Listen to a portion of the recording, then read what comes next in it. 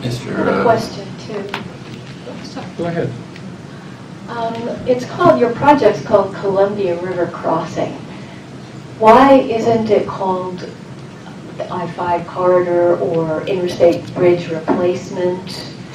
It seems vague and something that the public can't readily identify with. I mean, you've got Biggs, you've got Rainier, you've got a ferry that goes from Cathlamet to Clatskanie. Why aren't we more specific here? Well, first of all, we're not presuming that we are actually replacing the current interstate bridges. What we heard from the I-5 strategic plan is that we need to expand capacity across the river. And in the strategic plan, there are a number of conceptual drawings for how that could be done, only one of which physically replaces the current Interstate 5 bridges and replaces them completely with a new facility. The other concepts that the strategic plan put forward actually recycle the current facilities. One of those bridges was built in 1917 and is on the National Register. The other one was built in 1958, and in 3 years it will be old enough to qualify for the National Register. And we have already heard from some people in the community that these are historic resources that they don't want to see torn out, that they want to see preserved. So I think as we move forward into this process, we will be defining the project. Now, initially we did have the I-5 Columbia River Crossing as the project name. At some point we thought that sounded redundant, and so we just went to Columbia River Crossing. And we can revisit it if you think that we're confusing people. But I think as we roll this out, I think people will clearly understand what it is that we're grappling with and the issues that we're going to try to address.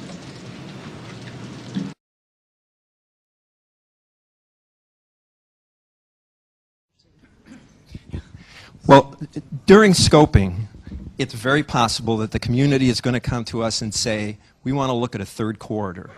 And in fact, in our preliminary conversations with the Federal Highway Administration, they have told us that they will expect us to look at a new corridor in addition to the two, I-205 and I-5, that currently exist. And so those will appear in scoping, and we will have to analyze those and deal with those. That's not to say that there's, well, we will need new information than existed 3 years ago, shall we say, 4 years ago, when the I-5 partnership was doing its work, to come to, I think, a different conclusion than they did. But we will look for that new information during scoping.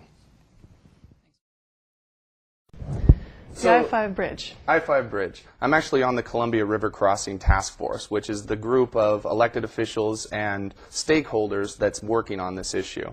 One of the things that I did have a concern with early on was that the idea of a 10-lane superstructure that would replace our existing bridge, that it was becoming the most popular solution amongst the transportation planners. So I actually put ideas out there. I wrote a letter to the editor in each one of the papers probably 4 or 5 months ago, maybe even 6 months ago now, about an alternative solution that does do a third bridge option. And the idea that I'm looking at, and it's just an idea for discussion, I want to make sure that there is a discussion. I don't claim to have the exact answer, but I'm only one person. So I want all of us to be talking about a correct solution. But the idea I put forward was actually doing short trips and enhanced freight mobility on a third bridge that would replace the existing rail bridge that has the swing arm that's really hard for barges to maneuver between that and the existing I-5 bridge. I see no reason to replace an I-5 bridge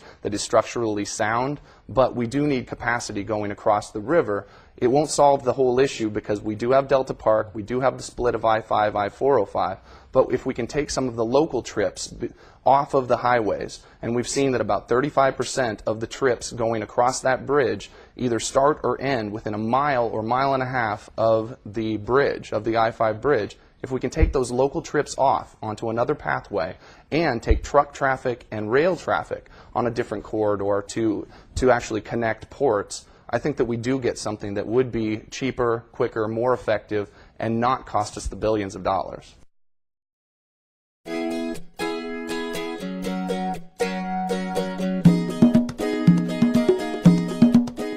This beautiful new freeway bridge across the Columbia River, just west of the existing rail bridge and the current I-5 bridge. It will provide a third crossing between Vancouver and Portland.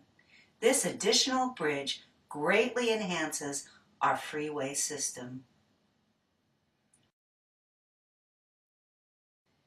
At the north end of this map, the new freeway attaches to I-5 and Mill Plain. A viaduct travels over the existing truck route to the Port of Vancouver and Fruit Valley Road industrial area. This freeway removes commerce and commuter traffic off of neighborhood streets while providing industrial sanctuaries direct freeway access, making for a safer and environmentally friendly community between I-5 and the ports. The third bridge corridor is a 6-lane freeway, 2 center-managed lanes for buses and emergency vehicles. That also includes bike, pedestrian, and heavy rail. The goal of this new corridor is to provide direct freeway access in Vancouver and Portland to I-5, creating a bypass similar to I-405. This bypass will remove traffic from I-5 freeways and adjacent neighborhoods. The alignment goes south from the Port of Vancouver across Hayden Island, mostly bare and vacant publicly owned land, providing a second bridge to the island, with no new construction on I-5 and no negative impacts on commercial, retail, and residential neighborhoods. The freeway can access Marine Drive and runs parallel to North Portland Road going around Smith and Bybee Lake, providing access to Rivergate and the Port of Portland, crossing the Willamette River near Lenton. This will connect the ports and Rivergate to I-5 and removes designated freight and hazardous material routes from neighborhood streets. Currently, 2,700 18-wheelers go through the St. John's neighborhoods daily. 75% of them have no destination or origin on the peninsula. They are just cutting through because I-5 is over capacity. 26,000 vehicles a day use the St. John's Bridge. With a population of 12,000, the area is one of the worst in the nation for air quality. This freeway creates a new I-5 bypass connecting at Mill Plain in the north and I-5 and I-405 junction in the south. It provides additional access to Swan Island while removing freight traffic from adjacent neighborhoods, making I-5 flow freer.